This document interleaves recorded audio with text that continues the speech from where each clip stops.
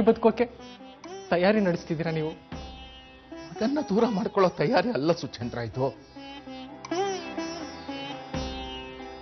ಮಗನ ಬದುಕಿಗೆ, ಅವನ ಕಿರುಬೆರಳಿಗೆ ಹೊಸ ಜೀವನ ಕೊಡೋಳ ಕಿರುಬೆರಳನ್ನ ಬೆಸೆಯೋ ಪ್ರಯತ್ನ.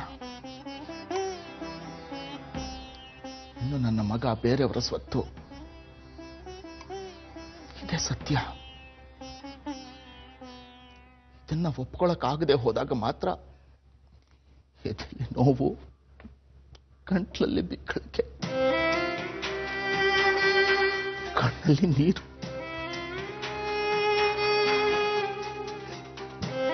ನೋಡಿದ್ರ ಅಪ್ಪಾಜಿ, ನಿಮಗೂ ನಾನು ಬಿಟ್ಟಿರೋಕ್ಕಾಗಲ್ಲ. ಆಣೆ ಮಾಡಿ ಹೇಳ್ತೀನಿ ಅಪ್ಪಾಜಿ, ನನಗೆ ಮದುವೆಗಿಂತನೂ ನೀವು ಮುಖ್ಯ ಅನ್ಸೋಕ್ ಶುರುವಾಗಿದೆ. ಅಳ್ಬೇಡಿ ಅಪ್ಪಾಜಿ.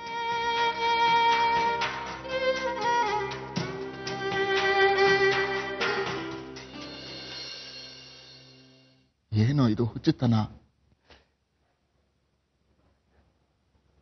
ಇದು ಹುಚ್ಚುತನ ಅಲ್ಲ ಅಪ್ಪಾಜಿ, ನನ್ನ ಸರ್ವಸ್ವ. ನಾನು ಸುಡೋವರೆಗೂ ಇದಿರುತ್ತೆ.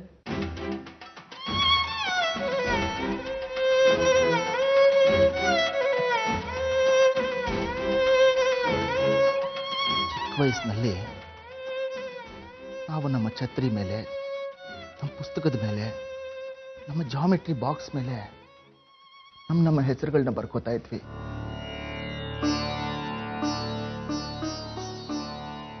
ಅಮ್ಮನವ್ರನ್ನ ನೋಡ್ತಿದ್ದೀನಿ, ಅಷ್ಟು ಗೊತ್ತಾಗಲ್ವಾ? ಕೈ ತೆಗೀರಿ. ಯಾಕೆ ಕೋಪ? ಶಾಂತತೆಗೆ ಇನ್ನೊಂದು ಹೆಸರೇ ದೇವಿ ಅಂತ ದುರ್ಗಾಪುರದಲ್ಲಿ ಮನೆ ಮನೆಯಲ್ಲೂ ಮಾತು. ಕೋಪ ಬುದ್ಧಿಶಕ್ತಿಯನ್ನು ಕಡಿಮೆ ಮಾಡಿಬಿಡುತ್ತೆ. ಅದಕ್ಕೆ ವಿಶ್ವಾಮಿತ್ರ ಬುದ್ಧಿ ಇಲ್ಲದೆ ಮೇನಕೆಗೆ ಮನಸೋತಿದ್ದು ನಾನು ಮಂಗಳನ್ನ ಮದುವೆ ಆಗಿದ್ದು. ನನ್ನ ಯಾರು ಮಾತಾಡಿಸ್ಬೇಡಿ. ಓ, ಸಿನಿಮಾ ಹೀರೋಯಿನ್ ತರ ನೀನೀಗ ನನ್ನನ್ನು ಒಂಟಿಯಾಗಿರಲು ಬಿಟ್ಬಿಡಿ. ಮಹಾಬಲ ಚಿಕ್ಕಪ್ಪ ಇರ್ಬೇಕಾದ್ರೆ ನೀನ್ ಯಾಕೆ ಒಂಟಿ ಆಗ್ಬೇಕು? ಎಲ್ಲರ ಹತ್ರ ತಮಾಷೆ ಮಾಡ್ದಂಗ್ ನನ್ನ ಹತ್ರ ಮಾಡ್ಬೇಡಿ ಚಿಕ್ಕಪ್ಪ. ನಿನಗೇನು ಬೇಕು ಕೇಳು, ನಿನಗೇನು ಇಷ್ಟವಾದನ್ನು ತಂದು ಕೊಡುತ್ತೇನೆ. ದೇವಲೋಕದಲ್ಲಿ ಪಾರಿಜಾತ ಗಿಡ ಇದೆ. ಬೆಟ್ಟದ ರಾಜು ಅಂಗಡಿಯಲ್ಲಿ ಪಾಲಿಡಾಲ್ ಇದೆ, ತಂದ್ಕೊಡಿ ಸಾಕು. ಇದು ನೀನೇನಾ? ಸಾಯವಾದ ಯಾಕೆ ನಾಡಿದ್ದು ನಿಶ್ಚಿತಾರ್ಥ ಇದೆ. ನೀನು ಅಂದ್ರೆ ನಂಗೆ ಪ್ರಾಣ, ಗೊತ್ತಾ? ಯಾಕೆ ಇಷ್ಟಪಡ್ತೀರಿ ಎಲ್ರು? ಇಷ್ಟಪಟ್ಟಿದ್ರಿಂದಲೇ ನಾನು ಹೀಗಾಗಿರೋದು. ತಾತ್ಸರ ಮಾಡಿದಿದ್ರೆ ನಾನು ಚೆನ್ನಾಗಿರ್ತಿದ್ದೆ. ಮದುವೆ ನಾಡಿದ್ದು ನಿಶ್ಚಿತಾರ್ಥ. ಆಯುಷ್ಯ ಜಾಸ್ತಿ ಆಗ್ಲಿ, ಮದುವೆ ಆಗೋನಲ್ಲಿ ಪ್ರೀತಿ ಜಾಸ್ತಿ ಆಗ್ಲಿ ಅಂತ ಬಯಸಬೇಕು. ಇದೇನು ಮಗಳೇ? ನೀನು ಹೆದರಬೇಡ. ನನ್ನ ಅಧ್ಯಕ್ಷತೆಯಲ್ಲಿ ಮದುವೆ. ಅಮೆರಿಕದ ಅಧ್ಯಕ್ಷ ನಿನ್ನ ಮದುವೆನ ನೋಡಿ ಅವನ ಮಗನ ಮದುವೆನ ಉಸ್ತುವಾರಿಯನ್ನು ನನಗೆ ವಹಿಸಿಕೊಡ್ಬೇಕು. ಹಾಗೆ ಮಾಡ್ತೀನಿ. ವಶಿಷ್ಠ ವಿಶ್ವಾಮಿತ್ರರನ್ನ ಕರೆಸ್ತೀನಿ ಪೌರಹಿತ್ಯಕ್ಕೆ. ಮದ್ವೆ ವಿಚಾರ ಎತ್ಬೇಡಿ, ನಾನೇನೇನೋ ಮಾತಾಡ್ಬೇಕಾಗತ್ತೆ. ದೇವಿ, ಏನಾಯ್ತಮ್ಮ? ನನಗ್ ಮದ್ವೆ ಬೇಡ ಚಿಕ್ಕಪ್ಪ. ಈಗ್ಲೇ ಅಪ್ಪ ಅಮ್ಮನ್ನ, ಈ ಮನೆನ ಬಿಟ್ಟು ಹೋಗಕ್ ನನಗ್ ಮನ್ಸಿಲ್ಲ. ಹರಕೆ ತೀರ್ಲಿಲ್ಲ, ಅಮ್ಮಂಗ್ ಕಣ್ಣಿಲ್ಲ. ಅಮ್ಮ ಒಂಟಿ ಆಗ್ಬಿಡ್ತಾಳೆ. ನಾನಲ್ಲಿ ಸುಖವಾಗಿರಕ್ ಆಗಲ್ಲ ಚಿಕ್ಕಪ್ಪ. ನಾನು ಬರಕ್ ಆಗಲ್ಲ ಮಗಳೇ. ನನ್ನಿಂದ ದೂರ ಆಗ್ಬಿಡ್ತೀಯ ನೀನು ಮದುವೆ ಆದ್ಮೇಲೆ. ನಿನ್ನ ಬಿಟ್ಟಿರೋ ಸಂಕಟ ನನಗೂ ಇದೆ ಮಗಳೇ.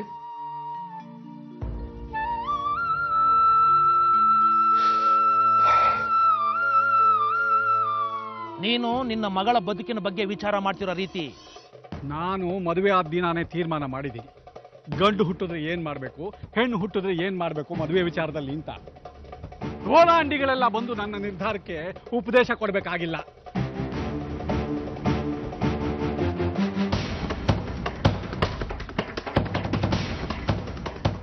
ಕೇರಳದ ವೇದ ವಿಜ್ಞಾನ ವಿದ್ಯಾಪೀಠದ ಅಕೌಂಟ್ ಹಾಕು. ನಂಬೂದರಿಗಳಿಗೆ ವಿಷಯ ತಿಳಿಸ್ಬಿಡು, 3 ಲಕ್ಷದ ಚೆಕ್ ಹಾಕಿದ್ದೀವಿ ಅಂತ. 9 ವರ್ಷಗಳಿರೋ ಶಂಕಕ್ಕೋಸ್ಕರ ನಿಶ್ಚಿತಾರ್ಥಕ್ಕೆ ಒಪ್ಪಿಗೆ ನೀಡಿದ್ದು. ಆ ಶಂಕಕ್ಕೋಸ್ಕರ ನಾವೆಲ್ಲ ಎಷ್ಟು ಕಷ್ಟಪಟ್ಟಿದ್ದೀವಿ ದಣಿ. ನಾನಂತೂ ಎಲ್ಲೆಲ್ಲಿ ಅಲ್ದಾಡಿಲ್ಲ. ಈಗ ಚಿಕ್ಕದಣಿ ದೇವಿನ ಮದುವೆ ಆಗೋದ್ರಿಂದ ದೇವಿ ಮನೆ ಬಂದು ಸೇರ್ತಾಳೆ. ಆಮೇಲೆ ಏನಾಗುತ್ತೆ? ಅವಳ ಜೊತೆ ಆ ಶಂಕನು ಈ ಮನೆ ಬಂದು ಸೇರುತ್ತೆ.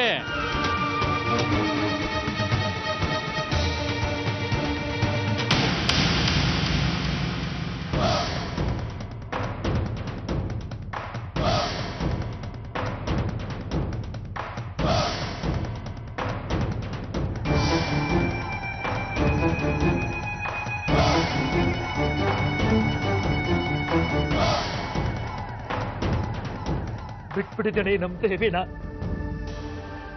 ಅವಳದಿನ್ನೂ ಚಿಕ್ಕ ವಯಸ್ಸು, ಬದುಕಬೇಕು. ನಿಮ್ಗೆ ಶಂಕ ಬೇಕಾದ್ರೆ ನಾನು ತಂದ್ಕೊಡ್ತೀನಿ. ಬಿಟ್ಬಿಟ್ಟಿದ್ದೇನೆ. ನೀನ್ ಶಂಕ ತಂದ್ಕೊಟ್ಟಿದ್ ನಾನ್ ನೋಡಿಲ್ವೇನೋ? ಗೋಪಾಲು, ನಿನಗೂ ಒಬ್ಬಳು ಮಗಳಿದ್ದಾಳೆ. ಮುಚ್ಚೋ ಬಾಯಿ. ಇಲ್ಲಿ ಕೇಳಿದ್ದೇನೆ ಮರ್ಯಾದಕ್ಕೆ ನಿನಗೆ ಎಷ್ಟು ಬೇಕೋ ಕೇಳೋ, ದಣಿಗಳು ಬಿಸಾಕ್ತಾರೆ. ಯಾವನ್ಗೂ ಬೇಕು ನಿನ್ ದುಡ್ಡು? ದೇವಿ ನನಗೆ ಮಗಳಿದ್ದಾಳೆ. ಮಗಳ ಬದುಕನ್ನು ಅಡ ಇಟ್ಟು ನನ್ನ ಹೊಟ್ಟೆ ತುಂಬಿಸ್ಕೋಬೇಕಾ? ನಡಿ ನಡಿ, ಬಿಟ್ಬಿಟ್ಟಿದ್ದಡಿ ದೇವಿನ. ಅವಳು ಇನ್ನೂ ಚಿಕ್ಕ ವಯಸ್ಸು, ಮಗು. ಅವಳು ಬದುಕಿನಲ್ಲಿ ವ್ಯವಹಾರ, ಲಾಭ, ಸಾವು, ತಂತ್ರ ಇವೆಲ್ಲ ಯಾಕೆ ತುರುಕ್ತೀರಿ? ದಣಿ ನಡಿ ನಡಿ, ನಿಮ್ ಕಾಲು ಬೀಳ್ದೆ. ನಡೆ ನಡೆ ನಡಿ, ಬಿಟ್ಬಿಡಿದ್ದಾನೆ ನಮ್ ದೇವಿನ. ಅವಳಿಗೆ ಏನು ಮಾಡಬೇಡಿ. ನಡೆ, ಬಿಟ್ಬಿಡಿದ್ದಾನೆ.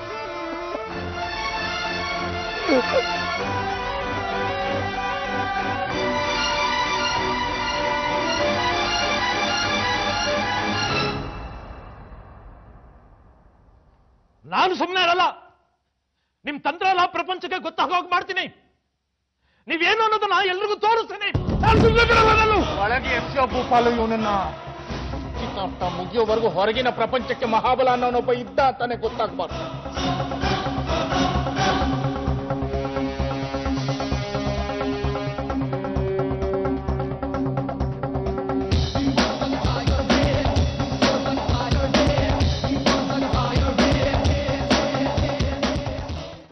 ದೇವಿ